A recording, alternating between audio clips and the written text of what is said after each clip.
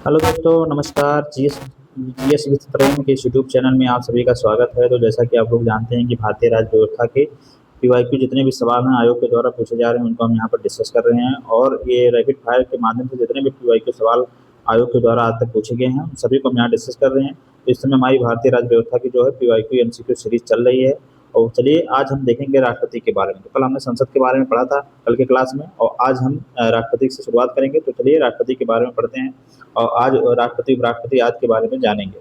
तो चलिए सबसे पहले सवाल देखेंगे कि राष्ट्रपति पद के नामांकन में प्रस्तावकों और अनुमोदकों की न्यूनतम संख्या कितनी होनी चाहिए। तो यहाँ हमने देख लिया कि राष्ट्रपति का पद जो होता है उसके नामांकन में प्रस्तावक और अनुमोदक की संख्या कितनी होती है। तो ये 50-50 की संख्या होती है। यहाँ पर 50 अनुमोदक तथा 50 प्रस्तावक होने चाहिए। अगला सवाल देखेंगे, भारत में विदेशी संधियों पर बातचीत करने की शक्ति किसे है। तो राष्ट्रपति के पास है, इसे आप लोग याद रखेंगे।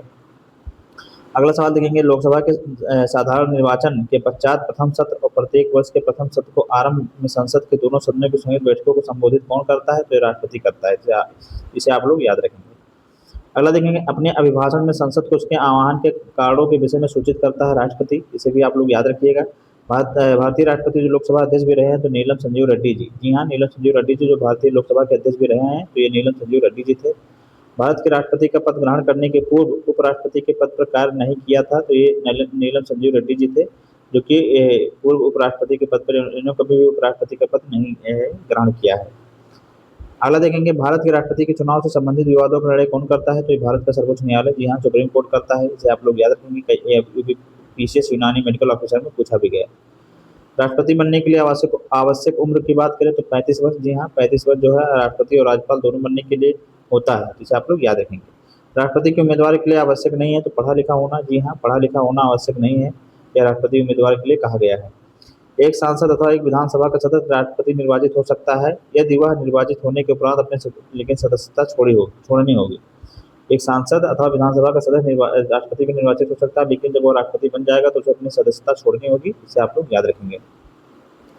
भारत के राष्ट्रपति की अनुपस्थिति में यदि उपराष्ट्रपति उपलब्ध नहीं है तो राष्ट्रपति की तरह कार्य कौन कर सकता है। तो भारत के प्रधान न्यायाधीश। जी हाँ, जो हिदायतुल्लाह जी थे, एक बार उन्होंने इस तरह का किया भी था। इसे आप लोग याद रखेंगे।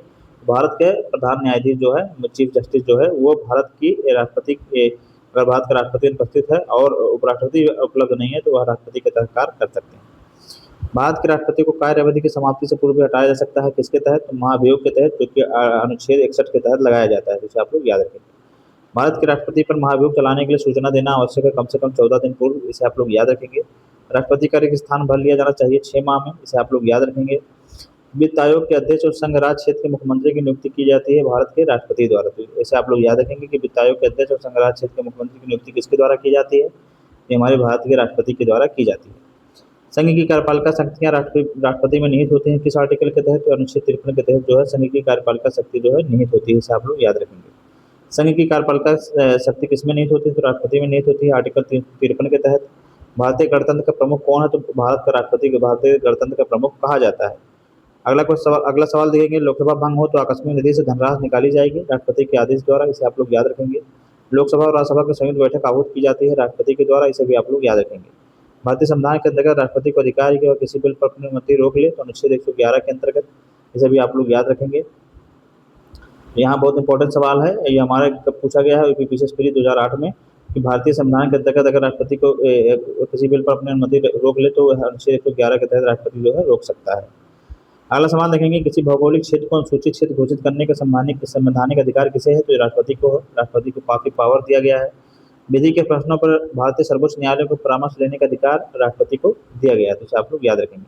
भारत के राष्ट्रपति की शक्तियों के बारे में सही कथन की बात करें तो राष्ट्रपति को सर्वोच्च न्यायालय के परामर्श को स्वीकार करना चाहिए।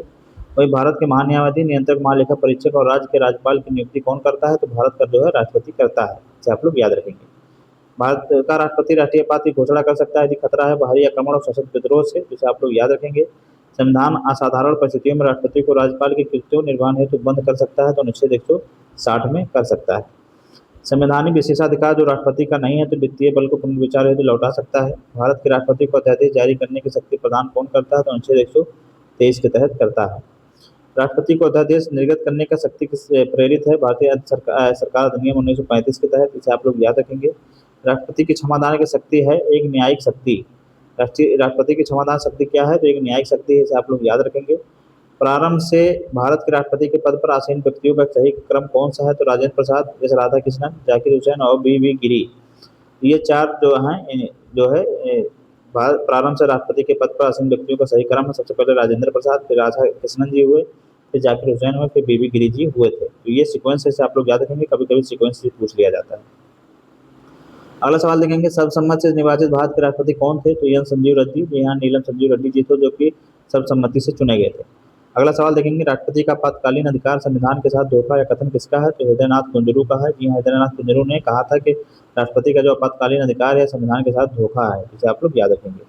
अगला देखेंगे, भारत के राष्ट्रपति से संबंधित कथन सही नहीं है, तो वह दोनों सदनों में चर्चा में भाग लेता है, तो यह कथन जो है इसका गलत है और दोनों सदनों की चर्चा में भाग नहीं लेता है।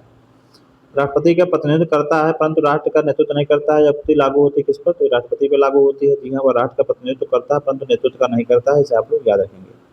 भारत के मुख्य न्यायाधीश जिन्होंने राष्ट्रपति के रूप में काम किया तो जस्टिस एम हिदायतुल्लाह थे। उन्होंने ही जो राष्ट्रपति के रूप में कार्य किया था। ये भारत के जो है चीफ जस्टिस थे। राष्ट्रपति होने से पूर्व भारत के उपराष्ट्रपति पद पर आसीन नहीं रहे हैं, तो नीलम संजीव रेड्डी थे जो कि भारत के उपराष्ट्रपति के पद पर आसीन नहीं रहे हैं। भारत के राष्ट्रपति जिन्होंने लगातार 2 कार्य अवधि पूर्ण की थी, तो डॉक्टर राजेंद्र प्रसाद जी ने किया था। भारत का राष्ट्रपति नियुक्त नहीं करता है उपराष्ट्रपति को। जी हाँ, उपराष्ट्रपति का चुनाव किया जाता है। संसद राष्ट्र की अयोग्यता के प्रश्न पर निर्णय लेते समय राष्ट्रपति कार्य करेगा चुनाव आयोग के विचारानुसार, इसे आप लोग याद रखेंगे। प्रशासकीय प्राधिकरण अधिनियम 1985 के अंतर्गत राज्य प्रशासकीय प्राधिकरण का गठन कर सकता है, तो कौन कर सकता है? संसद कर सकती है। भारत के नियंत्रक महालेखा परीक्षक के संघ के लेखा संबंधी प्रतिवेदनों को सर्वप्रथम प्रस्तुत किया जाता है, तो भारत के राष्ट्रपति को प्रस्तुत किया जाता है। भारत के संविधान के अधीन भारत के राष्ट्रपति को अध्यादेश जारी करने की शक्ति प्राप्त है, तो अनुच्छेद 123 के अंतर्गत, इसे आप लोग याद रखेंगे। प्रेसिडेंशियल ऑर्डिनेंस राष्ट्रपति का अध्यक्ष अधिकतम संभावित अवधि है 6 महीने, इसे भी आप लोग याद रखेंगे। राष्ट्रपति का भाषण तैयार किया जाता है पीएम और उसके मंत्रिमंडल के द्वारा। लोकसभा को विघटित कर सकता है राष्ट्रपति। यहाँ लोकसभा को कौन विघटित कर सकता है? राष्ट्रपति विघटित कर सकता है। तो ये हमने राष्ट्रपति के बारे में यहाँ तक जान लिया। अब हम उपराष्ट्रपति के बारे में पढ़ेंगे, वाइस प्रेसिडेंट के बारे में जानेंगे। सबसे पहले देखेंगे उपराष्ट्रपति का चुनाव होता है अप्रत्यक्ष रूप से। जी हाँ, जिस तरह राष्ट्रपति का चुनाव होता है उसी तरह से उपराष्ट्रपति का भी चुनाव होता है। भारत के उपराष्ट्रपति का निर्वाचन कौन करता है? तो लोकसभा के सदस्य, राज्यसभा के सदस्य, निर्वाचित और मनोनीत सभी सदस्य जो इसमें शामिल होते हैं। तो यहाँ हमने देख लिया कि लोकसभा और राज्यसभा के सभी निर्वाचित और मनोनीत सदस्य जो है इसमें भाग लेते हैं। अगला देखेंगे, भारत के उपराष्ट्रपति का निर्वाचन होता है केवल लोकसभा के सदस्यों के द्वारा। अगला देखेंगे, केवल राज्यसभा के सदस्यों द्वारा। तो यहाँ हमने देख लिया कि भारत के उपराष्ट्रपति का निर्वाचन किससे होता है? लोकसभा के सदस्यों के द्वारा और राज्यसभा के सदस्यों के द्वारा। तो दोनों सदनों के मनोनीत तथा निर्वाचित सदस्यों के द्वारा उपराष्ट्रपति का निर्वाचन किया जाता है। भारत के उपराष्ट्रपति को पदच्युत करने का संकल्प प्रस्तावित किया गया था केवल राज्यसभा में, इसे आप लोग याद रखेंगे कि भारत के उपराष्ट्रपति को पदच्युत करने का संकल्प कहाँ प्रस्तावित किया गया? तो केवल राज्यसभा में किया गया, क्योंकि उपराष्ट्रपति जो है राज्यसभा का सभापति भी होता है। राज्यसभा का अध्यक्ष कौन होता है? तो भारत का उपराष्ट्रपति होता है, जिसे सभापति भी कहा जाता है। अगला सवाल देखेंगे, भारत का द्वितीय उच्चतम प्रतिष्ठित पदधारी है जिसके पास अपने पद से जुड़ा कोई औपचारिक कार्य नहीं है। राष्ट्रपति की अनुपस्थिति में उसके कार्य करता है और राष्ट्रपति के रूप में कार्य करता है। या राष्ट्रपति त्यागपत्र देता है या पदच्युत किया जाता है, उसकी मृत्यु हो जाती है, तो अभ्यक्त कौन सा है? तो ये भारत का उपराष्ट्रपति होता है। यहाँ हमने देख लिया कि भारत का उपराष्ट्रपति पद भी बहुत महत्वपूर्ण होता है, तो इसलिए इसके बारे में हमें पढ़ना चाहिए। यहाँ से भी हमारे एग्जाम में सवाल पूछे जाते हैं। तो आज की क्लास में हमने राष्ट्रपति तथा उपराष्ट्रपति दोनों के बारे में पढ़ा। तो आपको ये क्लास कैसी लगी आप लोग हमारे कमेंट बॉक्स में जरूर बताया करें। यहाँ से जितने भी आपके पीवाईक्यू सवाल हैं, जितने भी आयोग के द्वारा पीसीसीआई के द्वारा पूछे गए पीवाईक्यू सवाल, उस सब हम यहाँ पर डिस्कस कर रहे हैं और बहुत अच्छे तरीके से यहाँ पर सभी सवालों को हम कवर कर रहे हैं। यहाँ से करने के बाद आपके जितने भी आने वाले एग्जाम, यूपी पीसीएस हो गया, यूपी SSC का कोई भी एग्जाम हो गया, जहाँ से भी जीके जीएस के पोर्शन या भारतीय राज्यव्यवस्था का पोर्शन पूछा जाएगा, वहाँ से आपके सवाल यहाँ से जरूर बनेंगे। तो आप लोग हमारे इस चैनल को सब्सक्राइब करें, अगर क्लास अच्छी लगे तो अपने दोस्तों में भी शेयर किया करें।